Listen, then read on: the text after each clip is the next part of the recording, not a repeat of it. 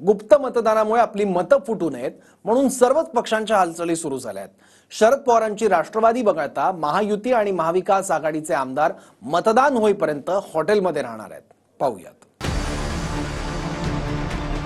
विधान परिषदेच्या निवडणूक 48 तासावर आल्यानं आता सर्वच पक्षांच्या हालचाली वाढल्या.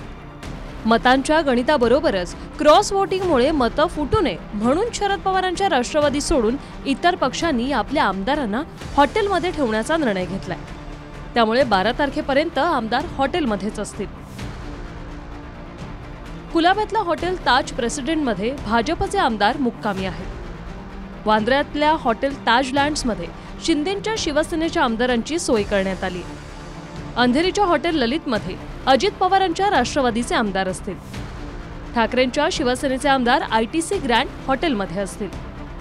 काँग्रेसने इंटरकॉन्टिनेंटल हॉटेलमध्ये गुरुवारी एकच दिवस बैठक आणि जेवणाची सोय केली आहे. शरद पवारांच्या राष्ट्रवादीनं आमदारांना हॉटेलमध्ये न ठेवण्याचा निर्णय घेतलाय.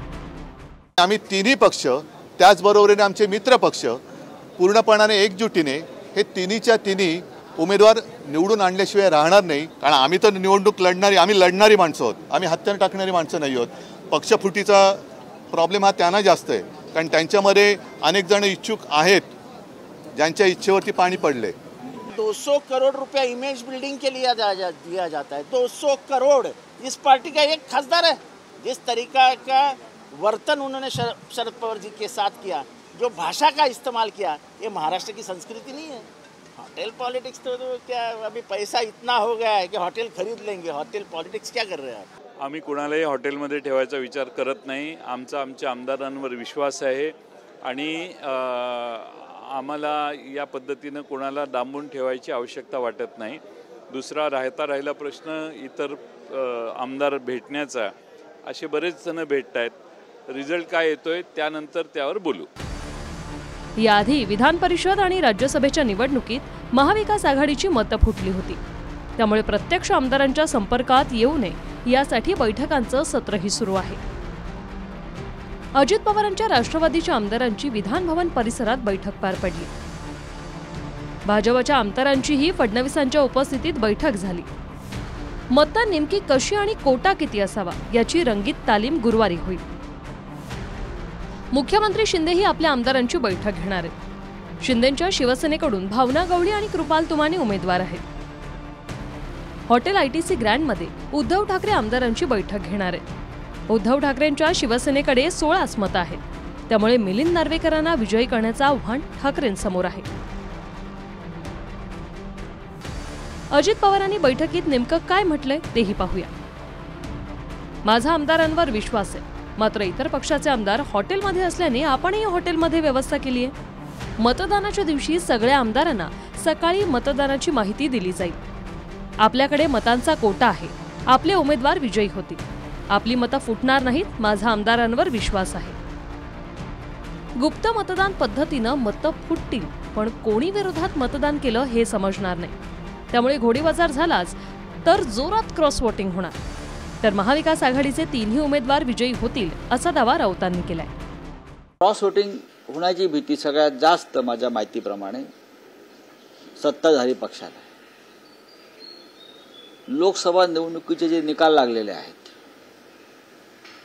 ते पाहता महायुती म्हणून जो काय प्रकार आहे तो पूर्णपणे पराभूत झाल्यामुळे अनेक आमदारांना आपल्या भविष्याची चिंता वाटते. विधानसभेच्या 11 जागांसाठी निवडणूक असून 12 उमेदवार रिंगणात आहेत. त्यामुळे एका उमेदवाराचा पराभव निश्चित आहे. महायुतीनं 9 उमेदवार दिले, ज्यात भाजपकडून पंकजा मुंडे, परिणय फुके, योगेश टिळेकर, अमित गोरखे आणि सदाभाऊ खोत उमेदवार आहेत. शिंदेंच्या शिवसेनेकडून भावना गवळी आणि कृपाल तुमाने, तर अजित पवारांच्या राष्ट्रवादीकडून राजेश विटेकर आणि शिवाजीराव गर्जेंना निवडणुकीच्या रिंगणात आहेत. महाविकास आघाडीनं 3 उमेदवार दिले. काँग्रेसकडून प्रज्ञा सातव, ठाकरेंच्या शिवसेनेकडून मिलिंद नार्वेकर आणि शरद पवारांच्या राष्ट्रवादीनं शेकापच्या जयंत पाटलांना पाठिंबा दिलाय. सध्या विधानसभेच्या आमदारांचं संख्याबळ 274 आहे आणि विजयाचा कोटा 23 मतांचा आहे. महायुतीकडे भाजपचे 103 आणि अपक्ष 8 असे एकूण 111 आमदार आहेत. अजित पवारांच्या राष्ट्रवादीचे स्वतःचे 40 आणि इतर 3 असे 43 आमदार आहेत. शिंदेंच्या शिवसेनेचे 37 आमदार आणि अपक्ष 6 असे 43 आमदार आहेत। एकूण महायुतीकडे मतं आहेत 197। महायुतीचे 9 उमेदवार आहेत। 9व्या उमेदवारासाठी आणखी 10 मतं हवीत। महाविकास आघाडीची मतं पाहिली तर काँग्रेस 37, ठाकरेंची शिवसेना, शंकरराव गडाख या एका अपक्षासह 16 आणि शरद पवारांच्या राष्ट्रवादीकडे 12 आणि शेकापचा 1 आमदार अशी 13 मतं। अशी एकूण मतं होतात 66। मवियाचे 3 उमेदवार आहेत। तिसऱ्या उमेदवारासाठी 3 मतं हवी आहेत। मात्र क्रॉस वोटिंगच्या भीतीने काँग्रेसने प्रज्ञा सातवांना 3 ते 4 अधिक मतं दिली तर आणखी मतं लागतील। त्यामुळे इतर छोट्या पक्षांकडे दोघांच्याही नजर आहे। बहुजन विकास आघाडीकडे 3 मतं, प्रहारचे 2, MIM 2 आणि समाजवादी पार्टी 2, मनसे 1 आणि माकपचा 1 आमदार आहे। ही एकूण मतं आहेत 11। मात्र या निवडणुकीत गुप्त मतदान पद्धतीनं मतदान होणार आहे, त्यामुळे क्रॉस वोटिंगची दाट शक्यता आहे।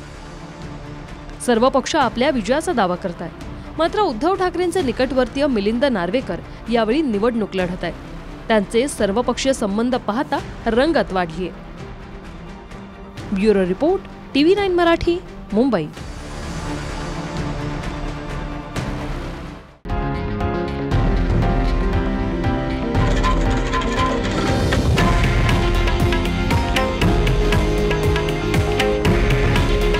हे आहे देशातील नंबर 1 न्यूज नेटवर्क आणि आपण पाहत आहात TV9 मराठी। काळजी तुमची, हित महाराष्ट्राचं।